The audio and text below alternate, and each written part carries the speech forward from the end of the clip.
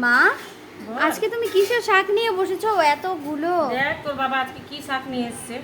হুম। এত ঝামেলার শাক নিয়ে এসছে না, কি বলবো।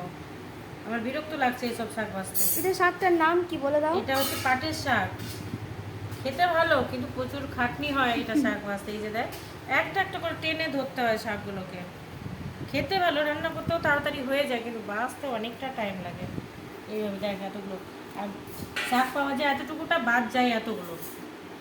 দেখ এতগুলো শাক, ওইদিকে আরও ডানটা করে আছে। দেখ দারুণ লাগবে খেতে। কিভাবে রান্না করবো বলতো? কিভাবে? এটা রান্না করবো প্রথমে না একটু ভাপিয়ে ফেলে দিতে হবে, তারপরে শুকনো লঙ্কা আর রসুন দিয়ে ফোড়নে হুম। শাকটা রান্না করতে হবে। ব্যাস, হয়ে গেল রান্না। একটু ভাজা ভাজা করে নামিয়ে নিলেই হয়ে যাবে। আচ্ছা, ঠিক আছে, করো তো তাহলে। আমি করছি, আমার সাথে সাথে তোরাও কর, দেরি হচ্ছে হ্যাঁ অনেকটা। হ্যাঁ, করছি করছি, হ্যাঁ, হেল্প কারণ করছি। সম্পূর্ণ রান্না বান্না হয়ে গেছে, পর থেকে এটা নিয়ে এসছে। এটা এক্সট্রা কাজ হচ্ছে আজকে আমার। নাহলে এতক্ষণ আমার সম্পূর্ণ কাজ কমপ্লিট হয়ে গেছে। শুধু এটা করবো, স্নান করবো, ব্যাস হয়ে যাবে। মানে তাড়াতাড়ি করে দিতে আমাকে, দেরি হচ্ছে। আচ্ছা।